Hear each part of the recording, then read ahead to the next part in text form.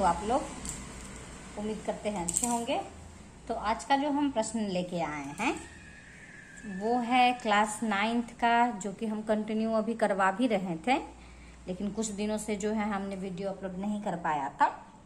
तो आज हम आज से कंटिन्यू रहेंगे। तो आज हम लेके आए हैं आप लोग के लिए class 9th exercise 1.5 chapter number 1 का है। ठीक है, एनसीईआरटी मैथ क्लास 9th। अभी तक जो भी हम आपको बताया है हमें उम्मीद है कि आपको समझ में आ रहा होगा। तो चलिए अब आज चलते हैं, आज का वीडियो हम लोग देखते हैं एक्सरसाइज 1.5 क्लास 9th। ठीक है, तो क्वेश्चन देखिए, बताइए नीचे दी गई संख्याओं में कौन कौन परिमेय है और कौन कौन अपरिमेय है। तो बहुत ही ध्यान से समझिएगा, परिमेय अपरिमेय जो है उसको हम अलग अलग कैसे करेंगे। एक तो आप लोग सिंपल फॉर्म में जानते हो, जो P/Q के रूप में होता है, और Q जो होता है वो 0 के बराबर नहीं होता है। लेकिन और कुछ कुछ भी बातें हैं जिसमें कि परिमेय और अपरिमेय में हम लोग अंतर निकाल सकते हैं। ठीक है, तो सबसे पहले हम लोग आज के प्रश्न को, फर्स्ट नंबर प्रश्न को देखते हैं। तो ये जो प्रश्न है ये दिया हुआ है 2 - √5। तो एक बात आप लोग, जो बात हम बोलेंगे उसको अच्छी तरह से दिमाग में डाल लीजिएगा कि ये रूट में अगर कोई संख्या होता है तो वह अपरिमेय होता है। ठीक है, अपरिमेय होता है, और ये बिना रूट का है तो यह जो है परिमेय हो जाएगा। तो यहाँ पे हम लोग को क्या करना है, तो यहाँ पे देखिए, एक अगर परिमेय संख्या में से अगर अपरिमेय संख्या को हम घटाते हैं तो हमारा मान निकलता है, क्या चीज निकलता है, तो हमारा मान निकलता है अपरिमेय। तो यहाँ पे हम लिख देंगे क्योंकि परिमेय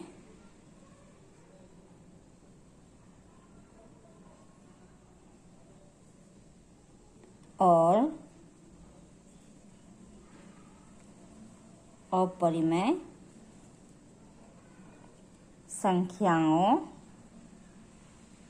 का अंतर क्या होता है, अंतर होता है मेरा अपरिमेय। ध्यान रखिएगा, कोई भी परिमेय से अगर परिमेय अपरिमेय का अगर अंतर होगा तो वो अपरिमेय हो जाएगा। अगर फिर परिमेय अपरिमेय का अगर हम गुना करते हैं तो वह भी अपरिमेय हो जाता है। अगर हम लोग फिर परिमेय अपरिमेय को भाग करते हैं तो वो भी हमारा अपरिमेय ही होता है। इस बात को जो है आप एकदम दिमाग में डाल लीजिए। फिर देखिए कितने आसानी तरीका से ये सारे प्रश्न का हल करते हैं। तो चलिए 1 का हो गया। आज हम कोशिश करेंगे कि एक्सरसाइज 1.5 पूरा क्लियर कर दिया। फिर अगर आप लोग को कहीं समझने में कोई दिक्कत होगा तो हमें ज़रूर बताइएगा। दूसरा क्वेश्चन है 3 + √23 -√23। इस प्रकार का क्वेश्चन है। तो यहाँ देखिए, तो यहाँ माइनस दिए हुए ब्रैकेट को हम लोग हटा सकते हैं। तो ये हो गया 3 + √23 -√23। ये प्लस में है, ये माइनस में है, इसको हम काट सकते हैं। ये आ गया हमारा 3 क्या है, यह एक परिमेय संख्या है।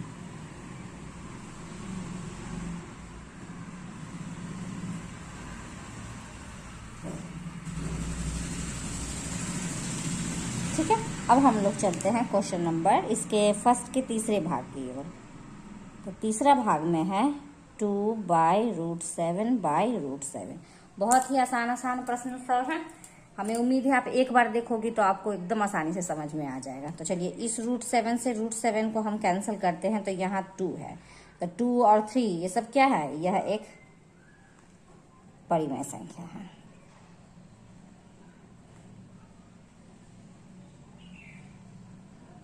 ठीक है, ये तीसरा भाग भी आपका क्लियर हो गया। अब चौथा भाग देखते हैं। तो ये है 1/√2। तो 1/√2 यहाँ दिए हुए हैं। तो अगर ऐसे हम लोग देखते हैं तो यह क्या होता है, यह हमारा होता है, ये √2 में है, √2 है और 1 भी है, इसलिए इसको थोड़ा सा हम लोग क्या करेंगे, इसका हल करेंगे।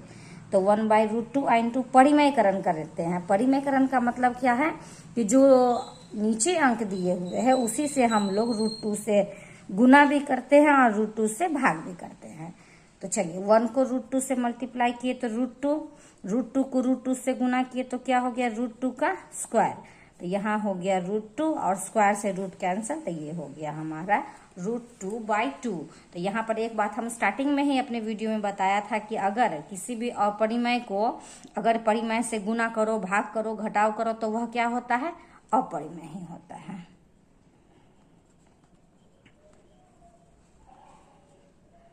अपरिमेय संख्या है। देख रहे हैं कितना आसान प्रश्न है। चलिए अब इसमें का पहले का लास्ट भाग हम लोग देखते हैं, 2π। बहुत ही ध्यान से सीखिएगा। तो यह बात एक आप लोग जान लीजिए कि एक पाई जो होता है वह पाई हमेशा ही होता है, वह अपरिमेय संख्या होता है। तो ये दिमाग में रखिएगा आप लोग कि ये क्लास 10th में भी पूछ देता है कि पाई क्या है। पाई जो है वह अपरिमेय है और पाई का वैल्यू होता है 22/7, या जो कि एक परिमेय संख्या होता है। तो यहाँ 2 हो गया और यहाँ पे पाई हो गया। पाई क्या है हमारा, ये है अपरिमेय संख्या। यह अपरिमेय संख्या है, यह परिमेय संख्या है। लेकिन हमने बताया है कि परिमेय और अपरिमेय को अगर हम लोग गुना करते हैं तो वह हमेशा क्या निकलता है, तो यह निकलता है अपरिमेय संख्या। अगर आपको यहाँ पे लिखना है बस समझ गए हैं तो हम फिर भी हम लिख देते हैं ताकि आप लोग बाद में भी अगर कुछ कन्फ्यूजन हो तो आप लोग देख लीजिए। तो लिखें, अपरिमेय संख्या को अगर परिमेय संख्या से गुना करने पर अपरिमेय संख्या प्राप्त होता है।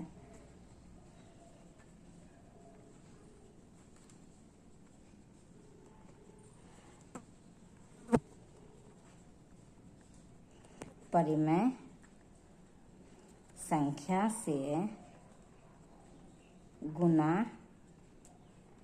करने पर अपरिमेय संख्या प्राप्त होता है।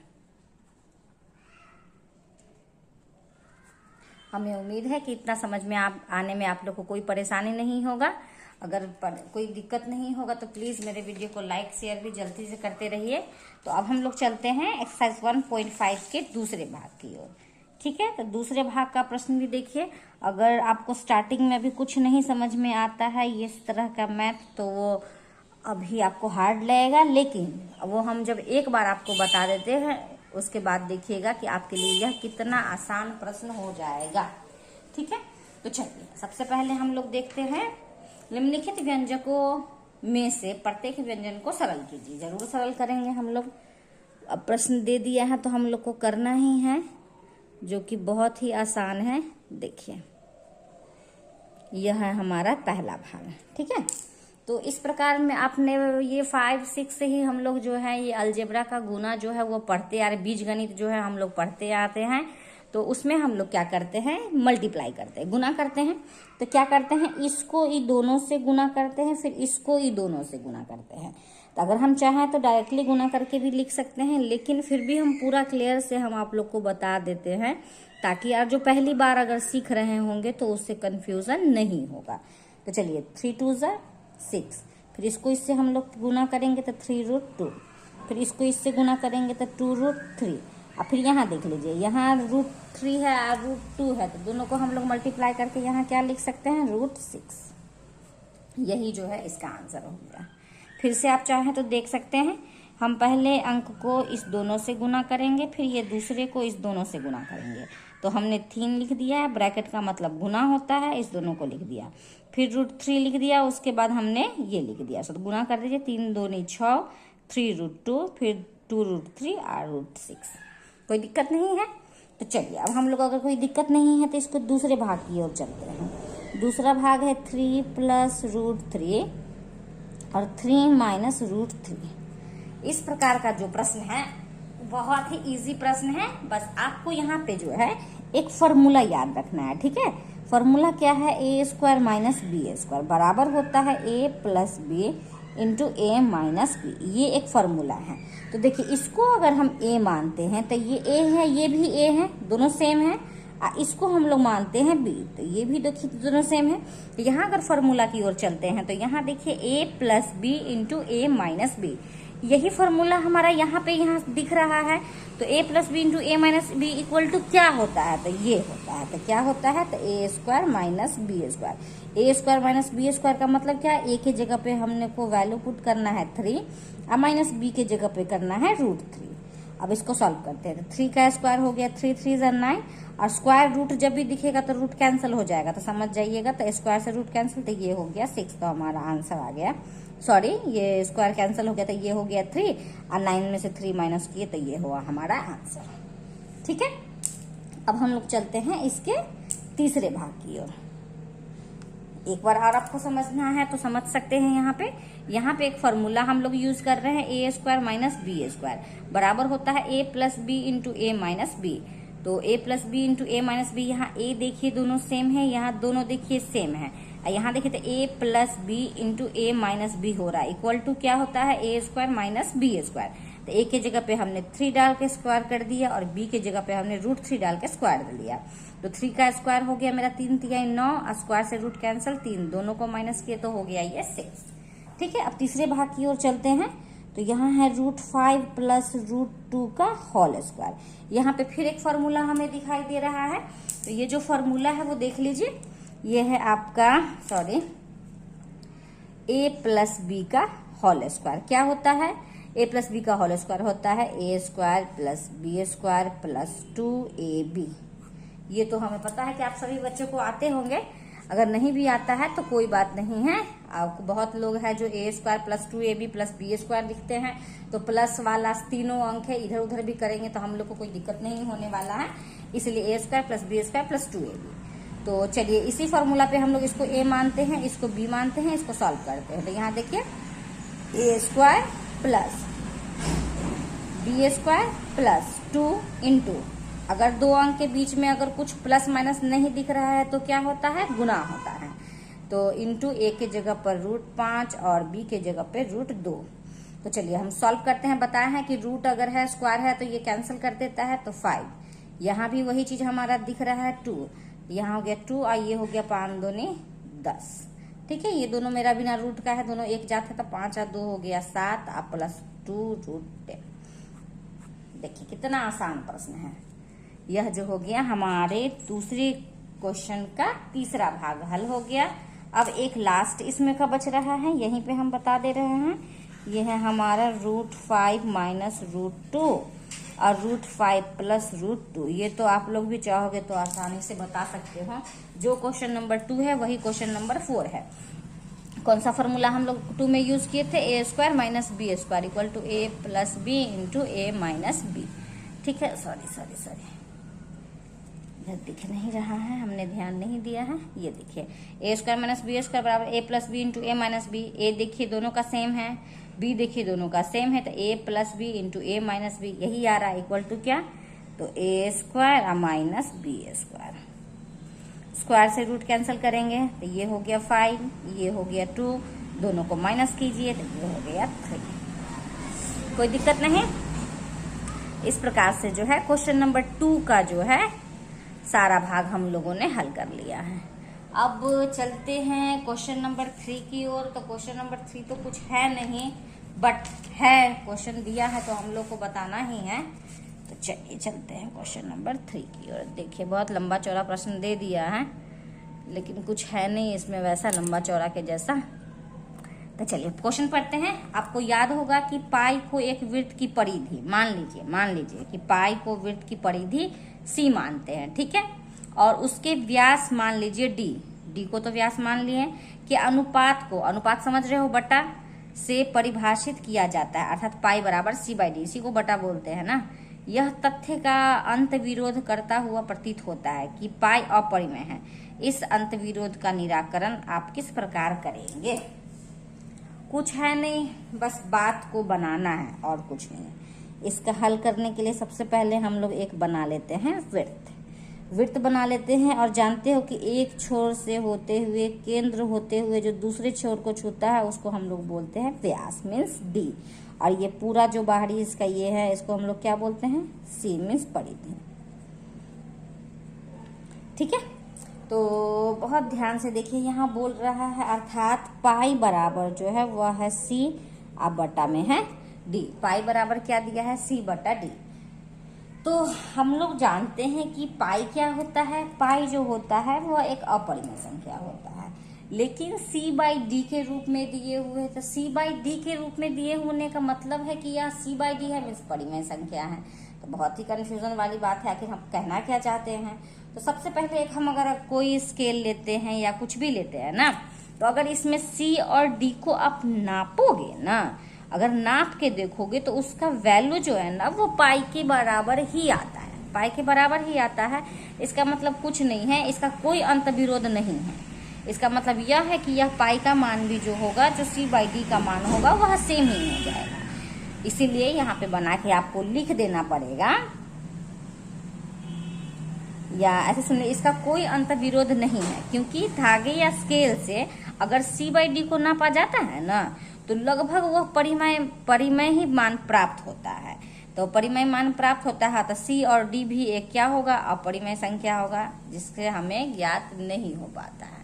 ठीक है, इसलिए पाई को हम लोग अपरिमेय कहते हैं। जो बात यहाँ है वहां बस लिख दीजिए, कुछ नहीं है इस प्रश्न में। इसका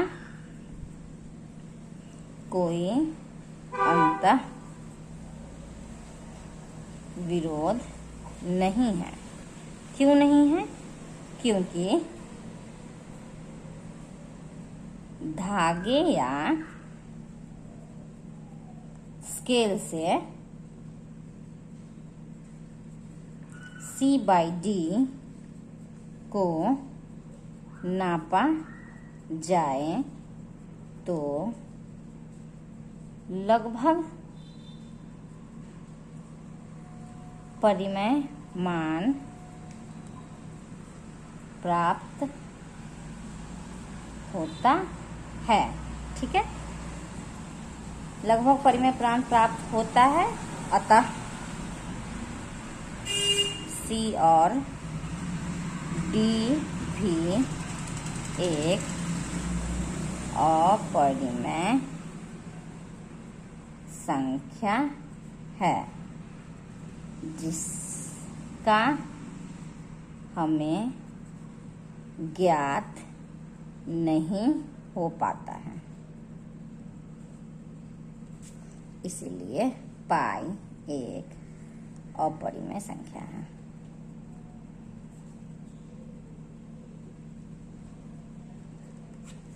बस यह जो प्रश्न था, बस भाषा वाला प्रश्न है कि हम C/D को तो हम लोग परिमेय जानते हैं क्योंकि वो बटा में होता है, लेकिन पाई जो होता है वो अपरिमेय होता है। इसीलिए अगर हम लोग इसको स्केल या कोई भी चीज से नापते हैं तो क्या होता है कि यह जो होता है परिमेय मान ही निकलता है C/D, लेकिन पाई जो है वह एक अपरिमेय संख्या है, इसलिए इसका अंत विरोध नहीं किया जा सकता है। ठीक है, तो चलिए इस प्रकार से जो है आज हमने एक्सरसाइज 1.5 का तीनों प्रश्न का हल सॉल्व कर लिया है, और हमें उम्मीद है कि आपको अच्छे से समझ में आया होगा। ठीक है, अगर कहीं भी कोई परेशानी अगर आपको दिखे तो आप जरूर हमें बताइएगा। तो चलिए आज के लिए हम इतना ही 3 क्वेश्चन को ही यहीं पे समाप्त करते हैं। फिर नेक्स्ट वीडियो में हम दूसरे क्वेश्चन को लेके आए हैं। हमें पूरी तरह से उम्मीद है कि आपको अच्छे से समझ में आ गया होगा। तो चलिए अगर आपको समझ में आ गया है तो प्लीज मेरे चैनल को लाइक जरूर कीजिए, सब्सक्राइब जरूर कीजिए, और अपने दोस्तों के साथ जितना ज्यादा से ज्यादा हो सकता है शेयर कीजिए, ताकि अगर हम ज्यादा देखेंगे कि हाँ बच्चे लोग मेरे बताने का स्टाइल जो है वो समझ रहे हैं, तो हम और ज्यादा अच्छी तरह से मेहनत करके आप लोग के लिए वीडियो लाएंगे, और जल्द ही हम हो सकता है तो हम आप लोग के सामने आके भी पढ़ाएंगे। बस उसी में हम लगे हुए हैं, तो जितना जल्द से जल्द हो सकता है अब आप लोग के सामने आके बोर्ड पे आके आप लोग को हम समझाएंगे।